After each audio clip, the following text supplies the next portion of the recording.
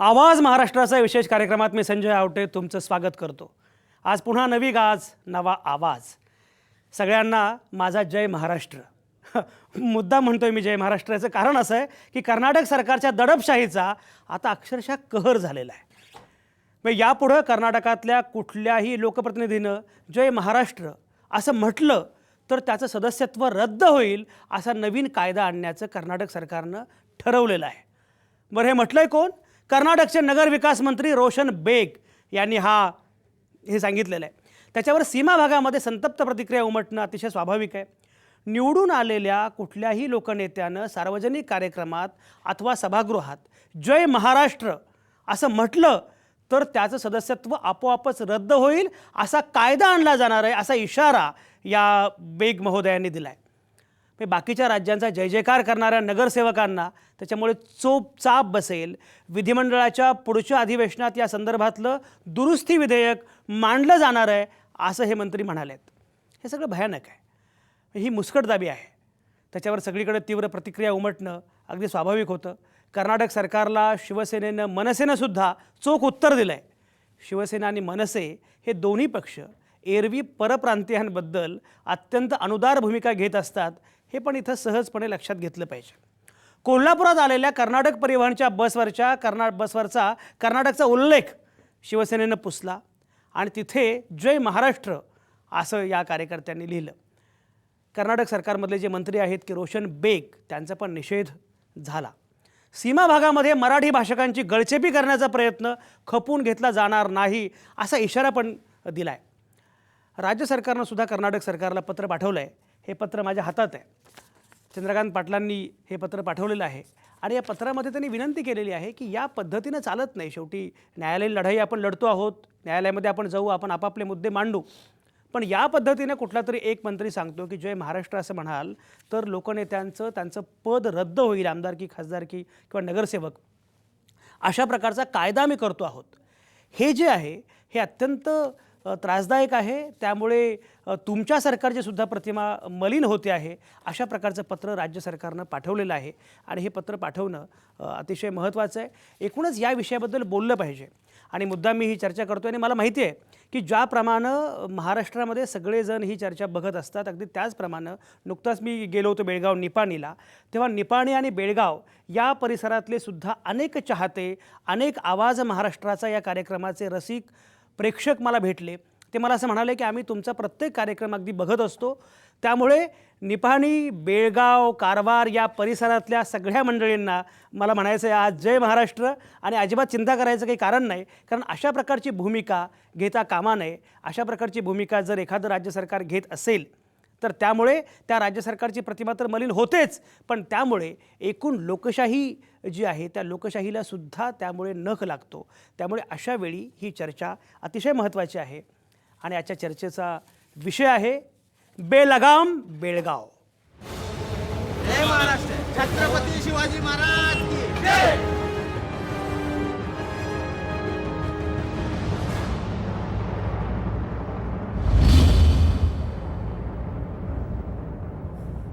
बेलगाम बेळगाव ही चर्चा मला करायची आणि ही चर्चा करण्यासाठी माझ्यासोबत नेहमीप्रमाणे आहेत नामवंत पाहुणे।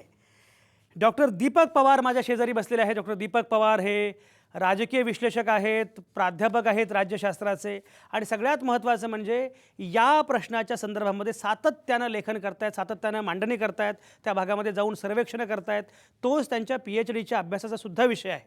त्यामुळे डॉक्टर दीपक पवार इथे माझ्यासोबत असणं हे फार महत्त्वाचं आहे। भाजपचे प्रवक्ते अवधूत वाघ हे माझ्यासोबत आहेत परळमधून। काँग्रेसचे प्रवक्ते असणारे डॉक्टर राजू वाघमारे हे माझ्यासोबत आहेत परळमधूनच। डॉक्टर नीलम गोऱ्हे शिवसेनेच्या प्रवक्त्या, ज्यांनी आज विधिमंडळामध्ये काल या संदर्भातलं एक महत्त्वाचं भाषण केलं, अशा डॉक्टर नीलम गोऱ्हे याही आपल्यासोबत आहेत मुंबईतून। बेळगावच्या माजी उपमहापौर असणाऱ्या रेणू किल्लेकर या आपल्यासोबत आहेत कोल्हापूरमधून। रेणू किल्लेकर, मला आठवतं मी जेव्हा बेळगावमध्ये काळा दिवस साजरा झाला त्याचा प्रमुख पाहुणा म्हणून गेलो होतो तेव्हा रेणू किल्लेकर ह्या उपमहापौर होत्या बेळगावच्या आणि तेव्हा आम्ही भेटलो होतो। त्यानंतर बऱ्याच वर्षांनी रेणू किल्लेकर आता पुन्हा भेटतात, या चर्चेमध्ये ते आलेले आहेत। बेळगावचे ज्येष्ठ नगरसेवक असणारे अनंत देशपांडे महाराष्ट्र एकीकरण समितीचे पदाधिकारी असणारे अनंत देशपांडे हेही आपल्यासोबत आहेत, ज्येष्ठ नगरसेवक आहेत, ते कोल्हापूरमधून आपल्यासोबत आहेत. कन्नड संघटनेचे अशोक चिंदरगी हे आपल्यासोबत फोनवरून असणार आहेत. या सगळ्याच नामवंतांच्या सोबत मला ही चर्चा सुरू करायची आहे आणि अगदी सुरुवातीला मला जायचं डॉक्टर दीपक पवारांकडं. डॉक्टर दीपक पवार, एकूण या घटनाक्रमाकडं या प्रकारच्या मंत्र्यांच्या विधानाकडं कसं बघताय? संजयजी, एकूण जवळपास 60 वर्षांपेक्षा जास्त काळ हा प्रश्न प्रलंबित आहे. 1956 साली राज्य पुनर्रचना आयोगानं जेव्हा वेगवेगळ्या राज्यांची निर्मिती केली त्यावेळेला म्हैसूर राज्याची निर्मिती झाली आणि त्यावेळेला मुंबई प्रांत होता. त्यावेळेला मुंबईचं म्हणजे महाराष्ट्राचं राज्य निर्माण झालेलं नव्हतं.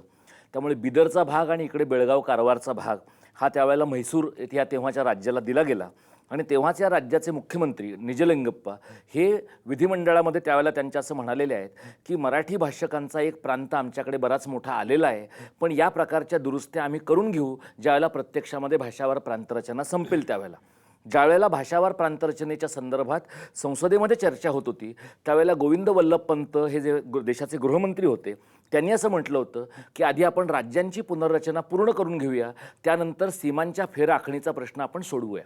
याचा अर्थ 1956 सालापासून आज 2017 सालापर्यंत महाराष्ट्र सीमांच्या पुनर्रचनेच्या प्रतीक्षेमध्ये आहे आणि हा सगळा भाग एका अर्थानं मी असं मानतो की हा कर्नाटकमध्ये गेलेली महाराष्ट्राची वसाहत आहे. महाराष्ट्राचा प्रांत तिथे गेला आहे.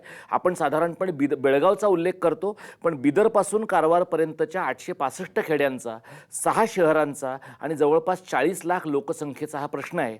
2004 साली महाराष्ट्र सरकार सर्वोच्च न्यायालयामध्ये गेलं या प्रश्नाच्या बाबतीमध्ये, पण साधारणपणे गोकाक आयोगापासून 1985 नंतर कर्नाटकने कन्नडची सक्ती करायला सुरुवात केली. दुकानांच्या पाट्या, हॉटेलांच्या पाट्या, एसट्यांच्या पाट्या ह्या सगळ्या ठिकाणी त्यांनी कन्नड सक्तीची केली. सातबाराचे उतारे सक्तीचे केले आणि आता हे गृहस्थ जे रोशन बेग यांनी जे विधान केलेलं आहे हे विधान यासाठीच केलेलं आहे की पुढच्या वर्षी कर्नाटकात निवडणुका आहेत. हा संपूर्ण भाग मराठी भाषकांचा जिंकण्यासाठी आणि तिथल्या लोकांच्या मनामध्ये संदिग्धता निर्माण करण्यासाठी जे काही कर्नाटक सरकारला सत्तेच्या पातळीवर करणं शक्य आहे ते सगळं ते करतात. मुळामध्ये जसे महाराष्ट्रामध्ये चंद्रकांत पाटील हे समन्वयक मंत्री आहेत तसे कर्नाटकचे समन्वयक मंत्री आहेत सीमा प्रश्नाचे. त्यांनी याबद्दल काही विधान केलं असतं तर एक वेळ ते न पटणारं असलं तरी समजण्यासारखं होतं, पण नगरविकास खात्याच्या मंत्र्याने अशा प्रकारचं वाह्यात आणि वावदूक विधान करणं याचा अर्थ कर्नाटकामध्ये एक ठरलेलं डिझाईन असलेलं कारस्थान पुढच्या निवडणुकांच्या पर्यंत चालणार आहे की 40 लाख लोकांना अडकवायचं. निवडणुकांचं राजकारण आहे असं डॉक्टर दीपक पवारांचं म्हणणं आहे. रेणू किल्लेकर आपल्यासोबत आहेत. रेणू किल्लेकर, मुळामध्ये या प्रकारचं विधान या मंत्र्यांनी करावं निवडणुकीच्या तोंडावर, काय काय काय म्हणणं आहे तुमचं? प्रथम मी मंत्र्यांनी सांगितलेलं आहे की असं की जय महाराष्ट्र म्हटलं तर आमचं पद रद्द करणार असं त्यांनी जे वक्तव्य केलेलं आहे, प्रथम मी त्याचा जाहीर निषेध करते. आणि हे काय आम्हाला नवीन नाही आहे, तुम्हाला तरी माहीतच आहे की ज्या वेळेला विजय मोरे महापौर होते त्यावेळेला त्यांनी हे कारस्थान सुरू केलेलं होतं आणि त्यावेळेला त्यांनी महापौर झाले आणि जे त्यांनी ठराव पास केला त्यावेळेला त्यांनी त्यांचं पद रद्द करण्याचा प्रयत्न केले आणि ती महानगरपालिका बरखास्त केले. पण त्यांनी दुसऱ्या वेळेला दुसरं कटस्थान रचलं आणि आम्ही 1 नोव्हेंबरला जेव्हा गेलो त्यावेळेला आमचं पद त्यांनी म्हणजे महानगरपालिका रद्द केले आणि आता त्यांनी जय महाराष्ट्र म्हटलं तर त्यांनी पद आमचं रद्द करणार असं त्यांनी सांगितलेलं आहे. परंतु त्यांना मी सांगू इच्छितो की आम्ही पदासाठी कदाही घाबरलेलो नाही आणि खुर्चीचा मोह आम्हाला अजिबात नाही आहे. आणि जर त्यांनी हे इलेक्शनसाठी करत असतील तर त्यांना मी सांगू इच्छितो की गेल्या वेळेला सुद्धा आमचे जास्तीत जास्त नगरसेवक निवडून आलेले होते आणि महानगरपालिकावर भगवा झेंडा भडकलेला होता आणि ह्या वेळेला सुद्धा महानगरपालिकावर आमचा भगवा नक्कीच भडकेल. त्यांनी हे जरी विधान केलेलं असेल तरी आमची मराठी भाषिक जनता अगदी अगदी रेणू किल्लेकर तुमचा मुद्दा पोहोचला आणि हा मुद्दा अतिशय महत्त्वाचा आहे की मुळामध्ये 1 नोव्हेंबरला काळ्या दिवसाच्या कार्यक्रमामध्ये तुम्ही सहभागी झालात म्हणून अख्खी महानगरपालिका लोकांनी निवडून दिलेली त्यांनी रद्द करून टाकली आणि लोकांची पदं जी आहेत त्या पदावरून लोकांना उतरायला सांगितलं की तुम्ही या प्रकारे जर कर्नाटकच्या विरोधामध्ये भूमिका घेत असाल तर तुम्हाला त्या पदावर राहण्याचा अधिकार नाही, अशा प्रकारची भूमिका कर्नाटक सरकारने घेतली होती. आता पुन्हा जय महाराष्ट्र म्हटलात तर तुमचं पद जाईल अशी भूमिका सरकारने घेतलेली आहे. त्याला पुन्हा निवडणुकांचा संदर्भ आहे. महाराष्ट्र एकीकरण समितीचे अनंत देशपांडे आता आपल्यासोबत आहेत. अनंत देशपांडे, काय एकीकरण समितीची काय भूमिका आहे? महाराष्ट्र एकीकरण समितीचं म्हणणं असं आहे, आजच मध्यवर्ती महाराष्ट्र एकीकरण समितीने ठरवलेलं आहे की सुप्रीम कोर्टाची न्यायालयीन लढाई सुरू आहे. त्या लढाईसोबत जे आहे की नाही की जर जय महाराष्ट्र म्हटलं तर कुठलीही पदं जाणार असतील, नगरसेवक पद जाणार असतील किंवा आणखीन कुठली पदं जाणार असतील तर त्या संदर्भातही आम्ही केस दाखल करू, अशी भूमिका जी आहे की नाही की महाराष्ट्र एकीकरण समितीची आहे. आणखीन पहिल्यांदा मला थोडंसं स्पष्ट करावंसं वाटतं की पहिल्यांदा मी महाराष्ट्र एकीकरण समितीचा एकनिष्ठ कार्यकर्ता आणि नंतर नगरसेवक आहे. आणि आम्ही बेळगावचे मराठी भाषिक नगरसेवक आजपर्यंत कुठल्याही गोष्टीला किंवा कुठल्याही प्रलोभनाला आम्ही घाबरलेलो नाहीत. जर जय महाराष्ट्र म्हटलं तर आमचं पद जाणार असेल तर मला खात्री आहे, मी सर्व माझ्या मराठी भाषिक नगरसेवकांच्या वतीनं आज ग्वाही देतोय की आम्ही जय महाराष्ट्र म्हणूच आणि कर्नाटक सरकारनं पुन्हा जे आहे की नाही की आमची पदं रद्द करावीच असं मी त्यांना आव्हान देतोय. आणि दुसरी गोष्ट म्हणजे की ज्या महाराष्ट्राच्या मातीवर आम्ही प्रेम करतोय, ज्या शिवरायाच्या रायगडावर आम्ही प्रेम करतोय, आणखीन तिथे आम्हाला श्वास घ्यायचा आहे. आणखीन जर आम्हाला जय महाराष्ट्र जर तिथे म्हणू दिलं गेलं नाही तर ही मोठी आमची गळीचेपी आहे. आणखीन या रोशनबेग साहेबांचा, या मंत्री महोदयांचा मी इथं माझ्या स्वतःच्या वतीनं जे आहे की निषेध करतोय. आनंद देशपांडे, तुम्हाला माझाही जय महाराष्ट्र. आणि ज्या प्रकारची ठोस ठाम भूमिका तुम्ही घेतलेली आहे ती भूमिका फार महत्त्वाची आहे. शिवसेनेच्या प्रवक्ते आमदार डॉक्टर नीलम गोऱ्हे आपल्यासोबत आहेत. काय म्हणणं आहे?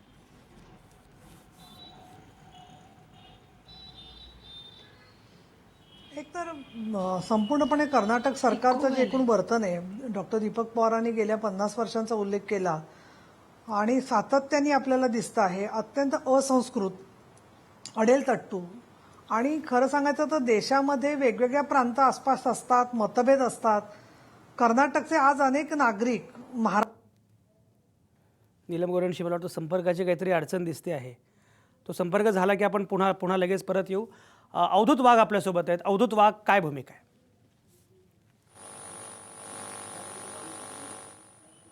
बेळगाव, कारवारसह, निपाणीसह, भालकीसह संयुक्त महाराष्ट्र झालाच पाहिजे.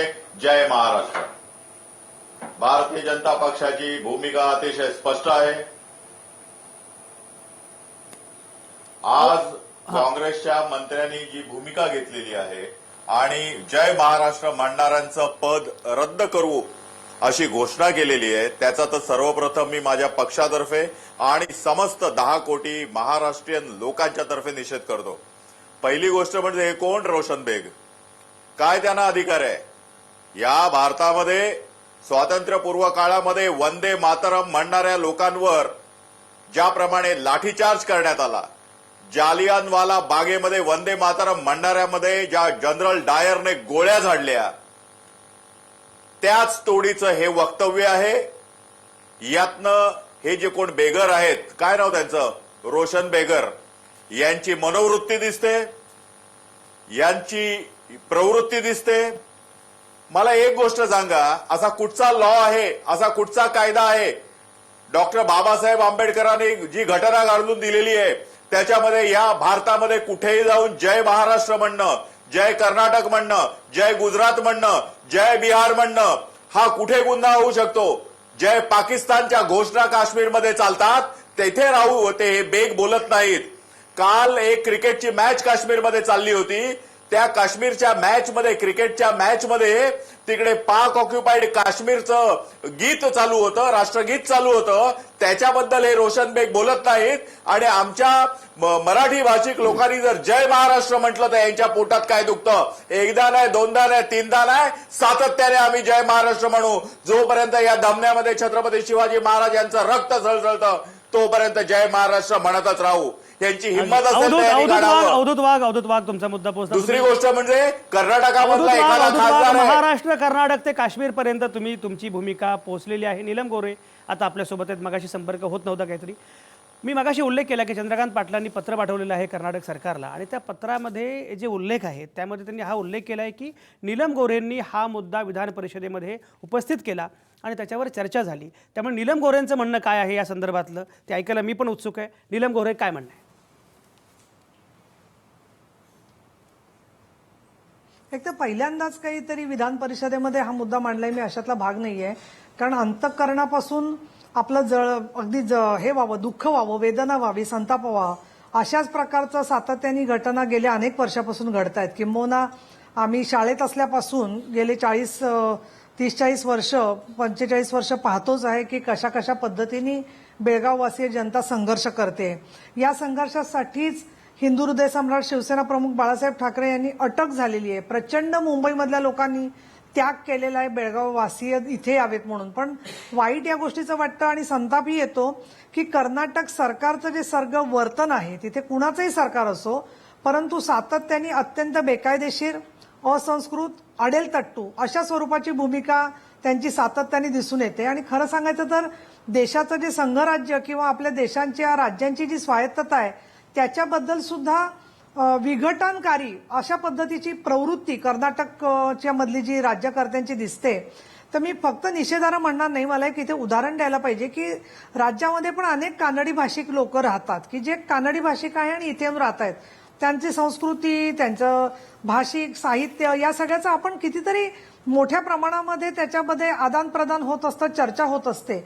अशा वेळेला मराठी भाषिकांबद्दल एवढा संताप त्यांच्या मनात का आहे हेच म्हणजे खरं सांगायचं तर अनाकलनीय आहे. किंवा मला असं वाटतं दुसरं की आपण मराठी लोक जे आहोत ते आपण असे कणखर आणि हे दिसतो खरखरीत रखरखीत, पण आपण अंतःकरणामध्ये खूप मृदू आहोत आणि सौजन्यशील आहोत. कारण असं की बेळगावमध्ये साहित्य संमेलन हे घेतात कानडी भाषिकांचं आणि तिथे मराठी साहित्यावर शिवाजी महाराजांवर टीका करतात. या घटना पूर्वी झालेल्या आहेत.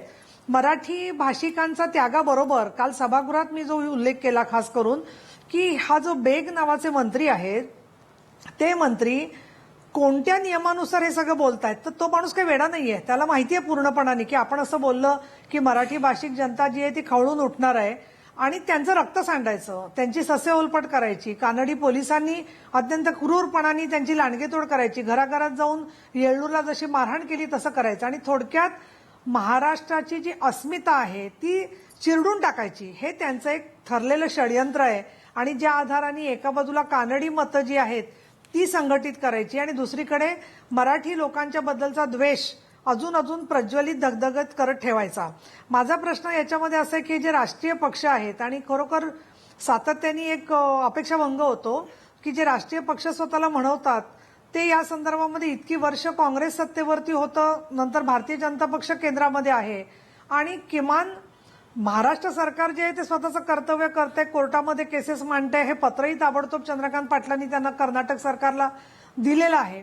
पण हे सगळं घडून सुद्धा महाजन आयोगाच्या अहवालानंतर ज्या प्रकारे आपली भूमिका ममत्वानी केंद्र सरकारने समजून घ्यायला पाहिजे होती त्याच्यात आपण कुठेतरी सातत्याने कमी पडतोय आणि त्याचा अंतिमतः जो फटका आहे तो या मराठी भाषिक जनतेला बसतो आहे.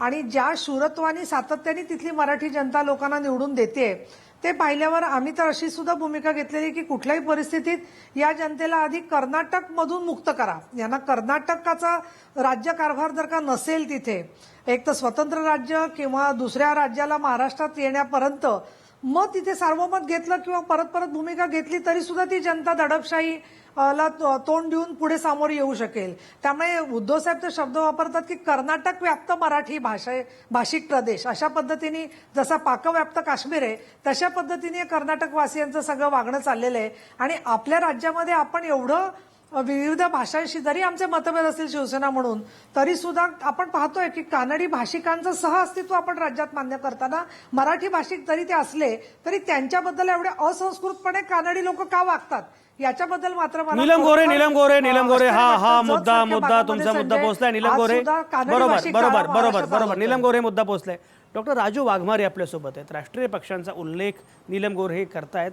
त्यामध्ये भाजप आहे, काँग्रेस पण आहे, म्हणजे काँग्रेसचा सुद्धा आपण राष्ट्रीय पक्ष आहोत हे लक्षात ठेवायला काही अडचण नाही आहे. पण राजू वाघमारे, मला एक कळत नाही की तुमचं सरकार आहे कर्नाटकमध्ये, हा जो रोशन बेग कोण असं तुमच्या शेजारी बसलेले अवधूत वाघ सारखं विचारतायत, पण तो रोशन बेग कोणी नाही आहे, तो काँग्रेस कार्यकर्ता आहे, काँग्रेसचा नेता आहे तो. या प्रकारे काँग्रेसचं सरकार तिथे या प्रकारचं वर्तन करतं आहे राजू वाघमारे, तरीही काँग्रेस शांत असेल, तर काँग्रेसची नक्की भूमिका काय आहे?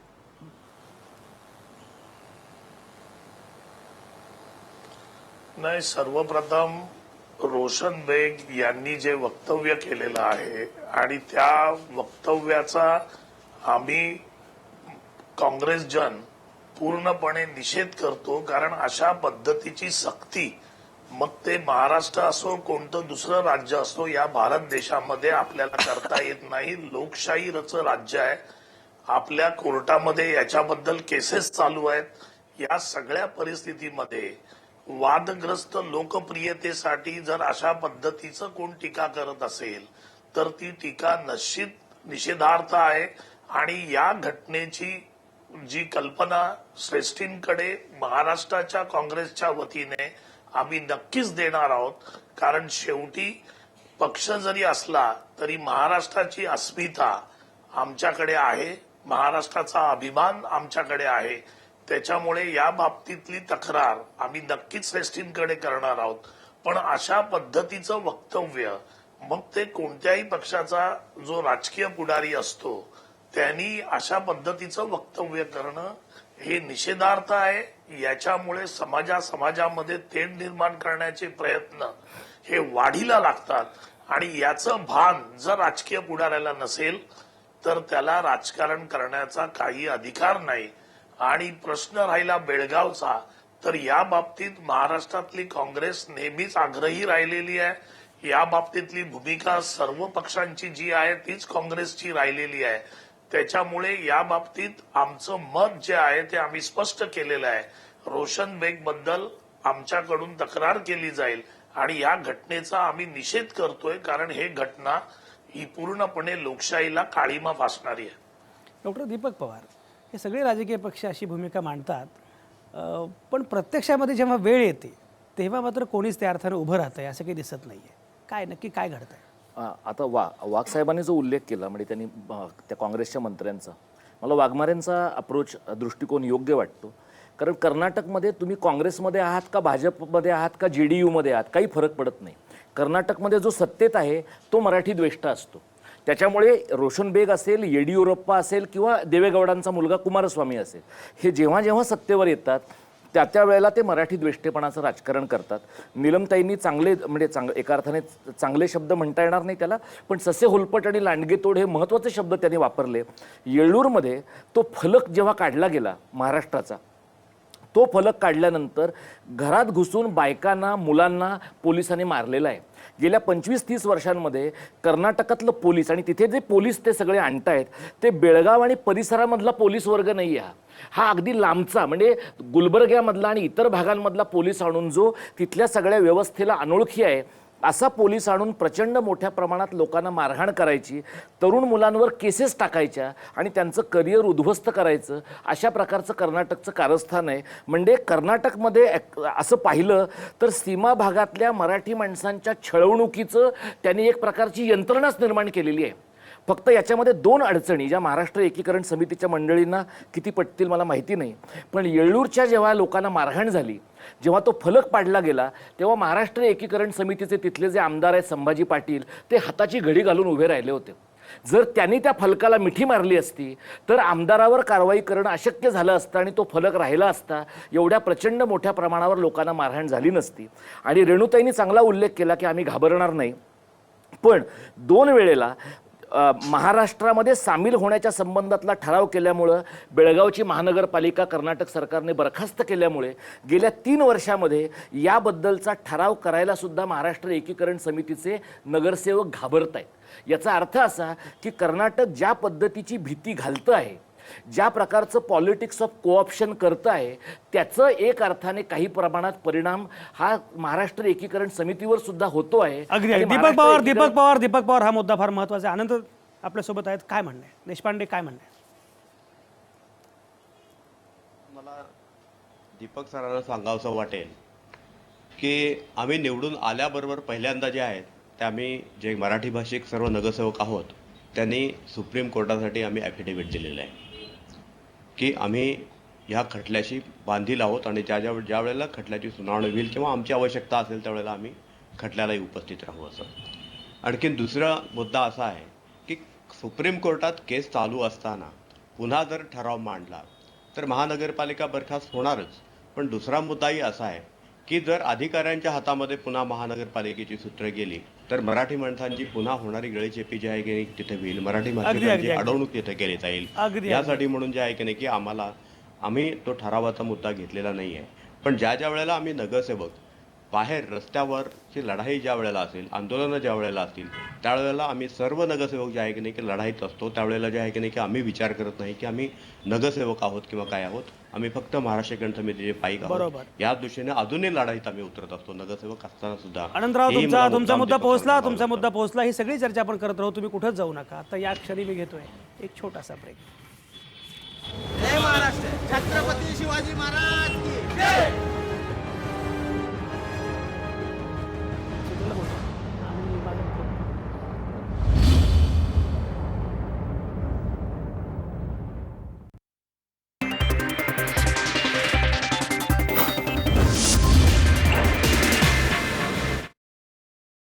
आवाज महाराष्ट्राच्या या कार्यक्रमात तुमचं पुन्हा एकदा स्वागत. आपण चर्चा करत होतो बेलगाम बेळगाव जय महाराष्ट्र असं म्हटलात तर तुमचं पद जाईल, अशा प्रकारे नगरविकास मंत्री कर्नाटकचे रोशन बेग यांनी सुनावलेलं आहे आणि लोकनेत्यांना सांगितलेलं आहे. त्याच्यामुळे महाराष्ट्र एकीकरण समिती असेल किंवा एकूणच सीमा भागामध्ये कमालीचा संताप आहे. सगळीकडे तीव्र प्रतिक्रिया उमटत आहेत. ही सगळी चर्चा आपण करतो आहे आणि आत्ता माझ्यासोबत आहेत अशोक चंदरगी. अशोक चंदरगी हे कन्नड संघाच्या कृती समितीचे अध्यक्ष आहेत. अशोक चंदरगींना मी मुद्दाम बोलवलेलं आहे. अशोक चंदरगी, तुम्हाला माझा आवाज ऐकू येतोय? हा, ऐकू येतो. अशोक चंदरगी, तुमचं या चर्चेमध्ये स्वागत. जय महाराष्ट्र. जय कर्नाटक. अच्छा अशोक चंदरगी, अडचण काय? जय महाराष्ट्र म्हटलं तर लगेच पद जाईल, या प्रकारची भूमिका तुमचे मंत्री घेतात. काय चाललंय हे? मला असा त्यांचा मिनिस्टर काय स्टेटमेंट दिलेला आहे, त्यांचा अर्थ असा आहे हां. कर्नाटक विरोधी, कन्नड विरोधी ऍक्टिव्हिटीज लास्ट दोन वर्षपासून वाढलेला आहे बेळगावमध्ये. असं अँटी कन्नड ऍक्टिव्हिटीज केले तर कॉर्पोरेटरचा उद्देश करून त्यांनी सांगितलेला आहे. काय एक लास्ट टाइम नाही, मी सांगतो, ते कर्नाटकमध्ये असून जय महाराष्ट्र म्हणायचं आणि बेळगाव महाराष्ट्र ज्यावेळेस निर्णय मांडण करायचं ते चुकीचं आहे. म्हणून त्यांचा अर्थ असा आहे, जे महाराष्ट्र फेवर तुम्ही ऍक्टिव्हिटीज केले तर मेंबरशिप, कॉर्पोरेटरचं मेंबरशिप जाणार, म्हणून असं या अर्थमध्ये नाही सांगितलेलं आहे त्यांनी. अशोक चंदरगी, त्यांच्या वाक्याच्या अर्थाची आम्हाला गरज नाही. अनंतराव आपल्यासोबत आहेत. अनंतराव, काय म्हणणं आहे तुमचं? सर, मुळातच आम्ही ज्या वेळेला निवडणुकांना सामोरे जातोय त्यावेळेला आम्हाला महाराष्ट्रात जायचं आहे, समितीला विजयी करायचा आहे असं आमचं घोषवाक्य असतं. गेली 60 वर्ष हेच आम्ही घोषवाक्य घेऊन सामोरं जातोय निवडणुकीत आणि प्रत्येक निवडणुका जिंकतोय. त्यावेळेला जे आहे की नाही की ह्या लोकांना का पोट सोडून उठत नाही. जर मला आणखीन एक सांगावंसं वाटतं, कन्नड माणसाच्या विरोधात आम्ही नाही. कन्नड आणि मराठी माणसांचे संबंध चांगले आहेत. पण याच्यामध्ये जे आहे की नाही की जे काय राजकारण राजकीय पक्षांकडून आमच्यावर दडपण आणलं जातं, ह्याच्यासाठी जे आहे की नाही की आमचा विरोध आहे. आणि दुसरी, आमची जी संस्कृती आहे, आमची जी नाळ आहे ती महाराष्ट्राशी बांधील आहे आणि जोपर्यंत जे आहे की नाही की आम्ही महाराष्ट्रात जाणार नाही किंवा आमच्या संस्कृतीशी आम्ही अगदी. अनंतराव, तुमचा मुद्दा पोहोचला. अनंतराव, तुमचा मुद्दा पोहोचला. अशोक चंदरगी, मला सांगा, आत्ता जी भूमिका मांडली जाते आहे, तुम्ही या भावना समजून घ्या ना की त्यांचं महाराष्ट्राविषयी नातं आहे, नाळ आहे, आणि तुम्ही खुशाल सांगता की जय महाराष्ट्र म्हटलात तर तुमचं पद जाईल. अशोक चंदरगी, काय चाललंय हे? आता एक गोष्ट सांगतो, आता एंटायर बॉर्डर डिस्प्यूट सुप्रीम कोर्टमध्ये पेंडिंग असताना त्याच्याबद्दल काही बोलायचं करायचं चुकीचं बात आहे. ते कंटेम्प्ट ऑफ कोर्ट होतील. जर सुप्रीम कोर्टचा निर्णय काय येतील, कर्नाटक सुद्धा बाइंडिंग आहे, महाराष्ट्र सुद्धा बाइंडिंग आहे. तोपर्यंत सुप्रीम कोर्टला कोण गेले? महाराष्ट्र सरकार स्वतः 2004 मध्ये गेले. बॉर्डर डिस्प्यूट कोर्टमध्ये काही केस असताना त्याच्याबद्दल बाहेर बोलायचं लिवायचं ते चुकीचं आहे. मी काय म्हणतो, सुप्रीम कोर्टचं व्हॉट इज काय आलं, मी वेट करूया. दोन्ही स्टेट फुकट त्यांनी गरीब प्रश्न, सीमा प्रश्न ते त्याच्यावरती रस्त्यामध्ये गोंधळ करायचं, नारा लागायचं, कशासाठी हे सगळं चाललंय मला कळत नाही. डॉक्टर नीलम गोरे काय म्हणणं आहे? नाही मी काय म्हणतो, एक सेकंद, अशोक चंदरगी, नीलम गोरे काहीतरी बोलतायत. अशोक चंदरगी तुमचा मुद्दा पोहोचलाय. अशोक चंदरगी तुमचा मुद्दा पोहोचला. नीलम गोरेंचा ऐका. नीलम गोरे बोला. नाही चंदरगी, मला असं विचारायचं आहे, आता उदगीर भाग असेल गुलबर्ग्याच्या आणि या सगळ्या बिदरच्या जवळचा, किंवा सोलापूर भाग आहे किंवा सांगली भागामध्ये अनेक ठिकाणी कानडी भाषिक लोक सुद्धा आहेत, मराठी प्रांतांमध्ये राहणारे, आणि ते तिथे त्यांच्यामध्ये काही कानडी आणि मराठी यांच्यात वादविवाद झाला किंवा ते कानडी आहेत म्हणून त्यांना ते मराठीचा द्वेष करतात, अशा पद्धतीने त्यांना बोललं गेलेलं नाहीये. त्यामुळे जोपर्यंत हे लोक तिथले मतदार आहेत आणि जय कर्नाटक बोलले नाही, ते जय महाराष्ट्र बोलले आणि जय भारत बोलले, तर ते कर्नाटकच्या विरुद्ध कसं होतं हा मला प्रश्न आहे. आणि दुसरं असं आहे की कर्नाटक संघ आहेत महाराष्ट्रात ठिकठिकाणी, आम्हाला असं नाही वाटत की कर्नाटक संघ आहेत म्हणजे ते मराठीच्या विरोधी आहेत. तर मग यांचा सुप्रीम कोर्टात काय निकाल लागेल तो लागेल, तोपर्यंत मराठी भाषा, मराठी जेवण, मराठी संस्कृती, मराठी भूषा ही वापरली म्हणजे ते कानडीच्या विरुद्ध कसे होतात याचं तुम्ही आम्हाला उत्तर द्या ना. कर्नाटकमध्ये सगळ्या एरियामध्ये मराठी लोक एवढं चांगलं रिलेशन कानडीबद्दल आहे, सगळ्या क्षेत्रात मिळूनच काम करायला लागलंय. मराठी संस्कृतीला आम्ही पाठिंबा आहे, मराठी शिक्षण संस्थाला कर्नाटक सरकार पाठिंबा दिलेला आहे, कारण बँकिंग मध्ये मराठी लोकांना पाठिंबा दिलेला आहे. मराठी संस्कृती, मराठी माणूसला आम्ही कधीही विरोध नाही, पण इन फेवर ऑफ महाराष्ट्र तुम्ही ऍक्टिव्हिटीज केले तर ते अँटी कर्नाटक, अँटी कन्नडा होईल. तुम्ही जय मराठी म्हणा, जय मराठी संस्कृती म्हणा, मराठी सोहळा करा. आम्ही सगळा भाग घेऊन आम्ही घेतो. कन्नड सोहळ्यामध्ये त्यांनी भाग घेतात, त्यांच्या सोहळ्यामध्ये आम्ही अवधूत बरोबर. अशोक चंदरगी तुमचा मुद्दा पोहोचला. अशोक चंदरगी तुमचा मुद्दा पोहोचलाय. अशोक चंदरगी तुमचा मुद्दा पोहोचलाय. अवधूत वाघ त्यांचं म्हणणं असं आहे की तुम्ही मराठी संघ करा, मराठी संमेलन करा, मराठी पुस्तकं, सगळं बरोबर आहे, पण कर्नाटकामध्ये राहून जय महाराष्ट्र असं जर तुम्ही विधिमंडळामध्ये म्हणाल, असं तुम्ही महानगरपालिकेमध्ये म्हणाल, उद्या गुलबर्गा असेल, बिदर असेल किंवा अगदी त्या अर्थानं सोलापूर सुद्धा असेल, अशा ठिकाणी जर उद्या कन्नड लोक आहेत म्हणून त्यांनी जय कर्नाटक अशी लाईन घेतली, तुम्हाला चालेल का? अवधूत वाघ काय म्हणणं आहे? पहिली गोष्ट सांगतो की असे 1000 रोशन बेग आणि 5 लाख अशोक चंदरगी, बोला तुम्ही बोला अगोदर. अवधूत वाघ बोला. अशोक चंदरगी जरी हे कितीही बोलले तरी अशा प्रकारचा ठराव आणि अशा प्रकारचा कायदा हा सुप्रीम कोर्टात टिकू शकत नाही. एक गोष्ट मला मान्य करावी लागेल, महाराष्ट्रामध्ये राहून जर कोण महाराष्ट्र मुर्दाबाद बोलला तर आम्हालाही आवडणार नाही, आम्ही त्याला विरोध करू, परंतु महाराष्ट्रामध्ये राहून जय उत्तर प्रदेश किंवा जय कर्नाटका म्हणणं हे काही बंदी होऊचं कारण होऊ शकत नाही. कर्नाटकामध्ये राहून हा विवादित भाग आहे, त्याच्यामध्ये कर्नाटका मुर्दाबाद म्हणणं हे चुकीचं आहे. आणि जर कर्नाटका मुर्दाबाद म्हणणारा जर एखादा नगरसेवक असेल आणि त्याचं नगरसेवक पद रद्द होणार असेल एखाद्या कायद्याने, अवधूत वाघ तुमचा मुद्दा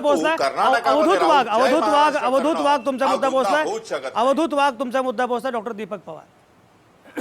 चंदरगींचा प्रॉब्लेम असा झालाय की 2004 सालापासून आपण सर्वोच्च न्यायालयात गेलोय, म्हणजे आता तिथल्या मराठी भाषक माणसांनी काही करायचं नाही, हाताची घडी घालून बसायचं असं त्यांना वाटतंय. पण त्याच वेळेला कर्नाटक सरकारने सातबाऱ्याच्या उतार्यापासून सगळीकडे जे कानडीकरण सुरू केलंय ते त्यांना दिसत नाही. सर्वसामान्य तरुण मराठी मुलांच्या विरुद्ध केलेल्या केसेस दिसत नाहीत, सर्वसामान्य मराठी माणसांचे केलेले हाल यांना दिसत नाहीत. सुप्रीम कोर्टामध्ये कंटेम्प्ट ऑफ कोर्ट सारख्या ज्या काही गोष्टी ते सांगतायत ते सुप्रीम कोर्टाला पाहू देत की. तुम्ही कशाला चोंबडेपणा करून त्याच्यामध्ये बोलताय?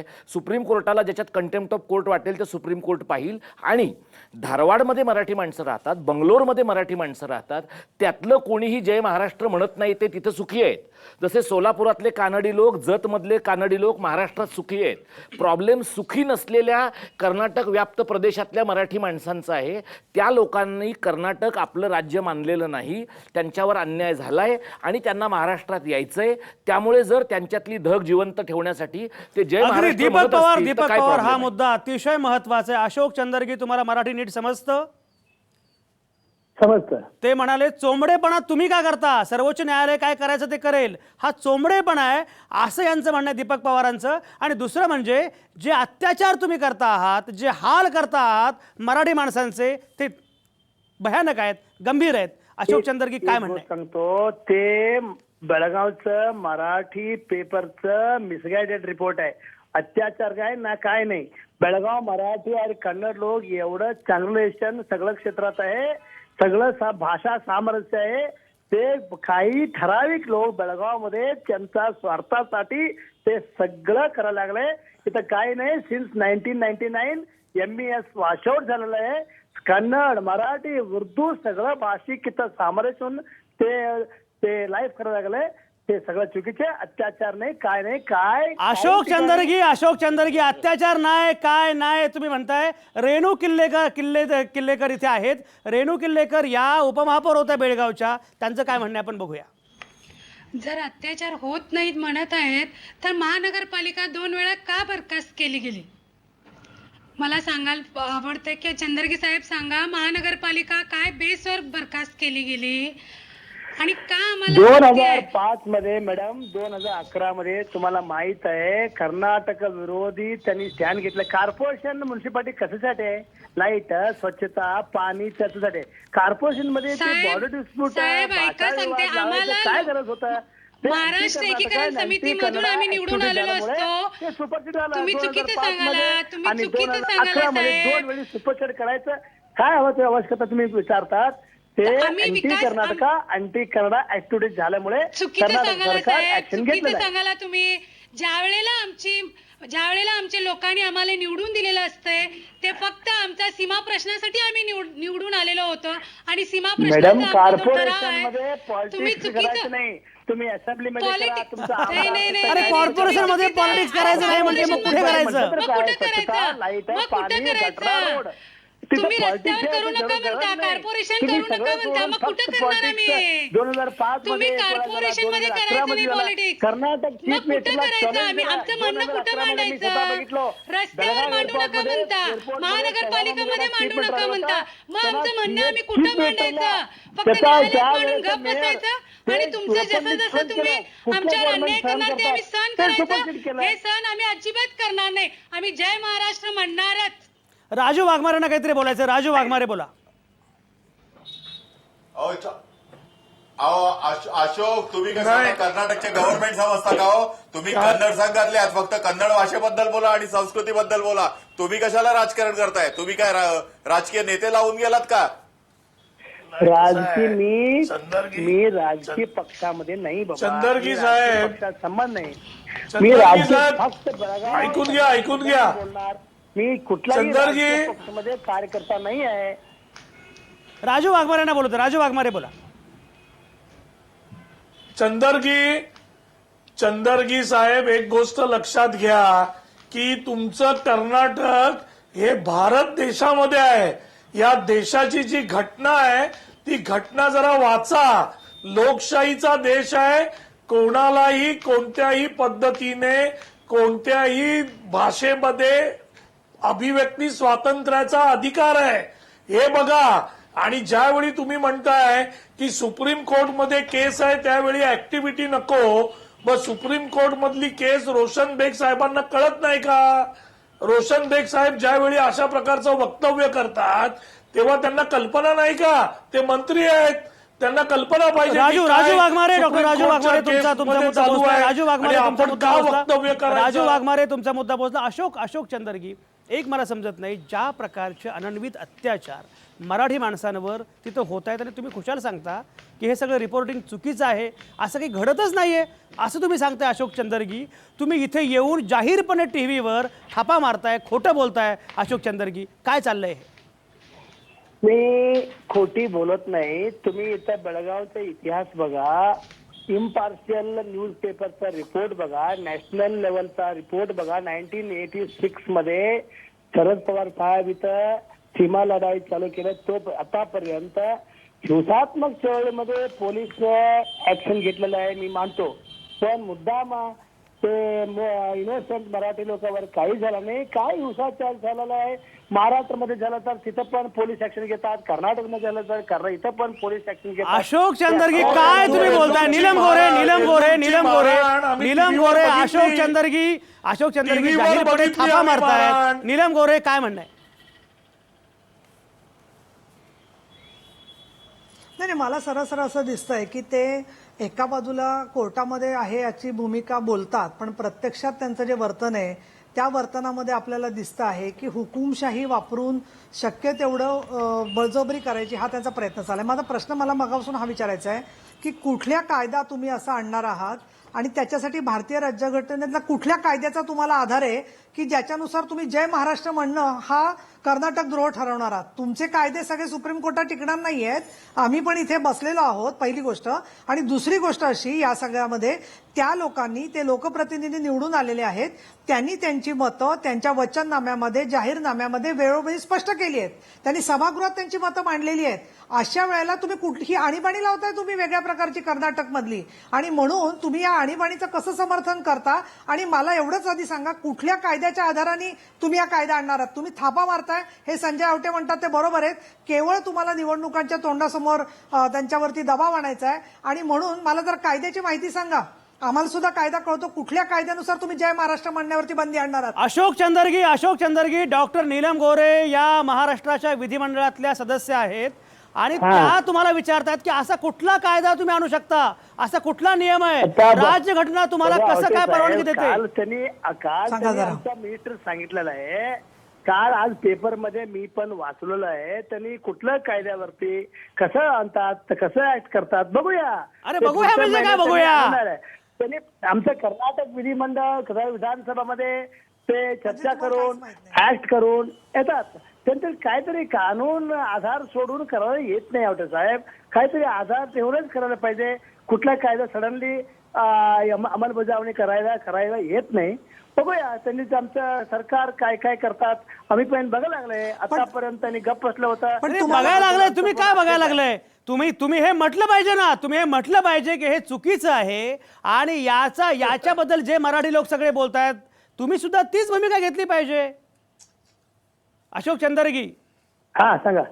तुम्हाला सुद्धा हे लक्षात आलं पाहिजे की हा मराठी माणसांवर एकूण जो काही सातत्याने अत्याचार सुरू आहेत त्याच्याबद्दल तुम्ही बोललं पाहिजे ना, तुम्ही भूमिका घेतली पाहिजे.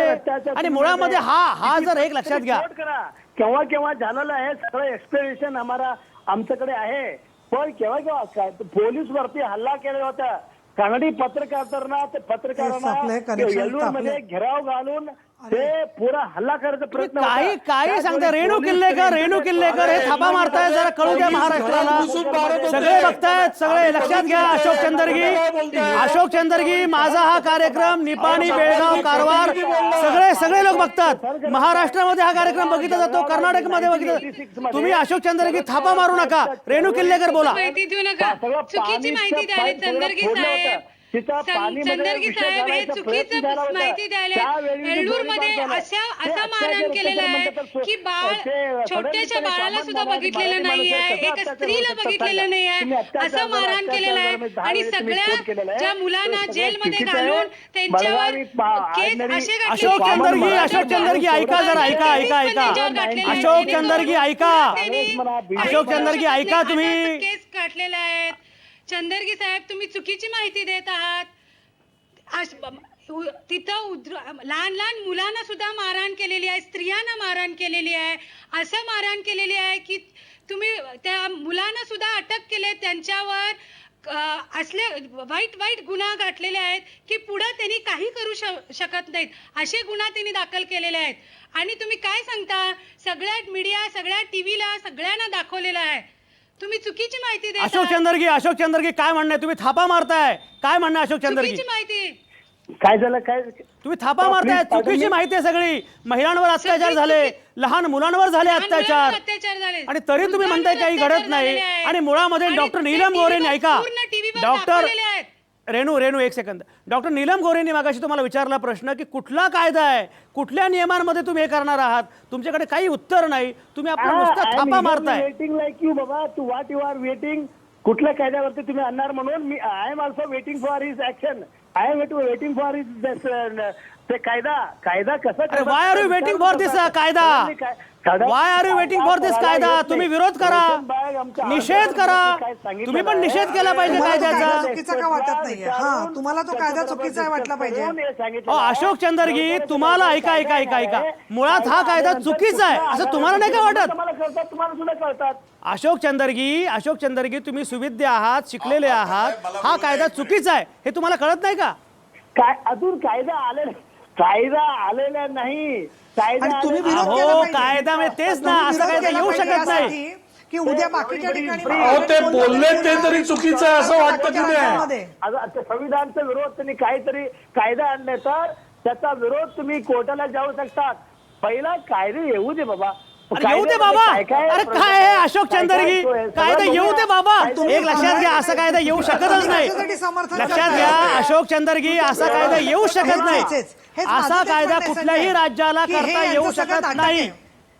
असा कायदा कुठल्याही राज्याला करता येऊ शकत नाही. अजून फक्त लबाड लांडगा करताय. संजय आवटे आम्हाला बोलू द्या ना. अवधूत वाघ बोला. अशोक चंदरगी थांबा. मग statement अशोक मध्ये चंदरगी जरा कशासाठी तुम्ही ऐका. विश्वास ठेवताय? अवधूत वाघ बोला. समर्थन करू नका ना. अवधूत वाघ बोला. अशोक चंदरगी, मी तुम्हाला थोडासा इतिहास सांगतो. हे जे रोशन बेग आहेत ना, हे विजापूरचे एक सरदार होते, अफजल खान, त्यांचा वंशज दिसतो. पण अशोक चंदरगी सांगतो, या महाराष्ट्राकडे तो अफजल खान आला होता. छत्रपती शिवाजी महाराजांनी कोथळा काढून पाठवलाय. महाराष्ट्राकडे वाकडा डोळ्याने पाहू नका. अफजल खानाचा कोथळा या रायगडावर काढण्यात आलेला आहे, लक्षात ठेवा.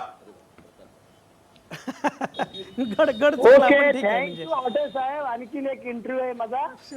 एक सेकंद. दीपक पवार काहीतरी विचारतायत. ऐका.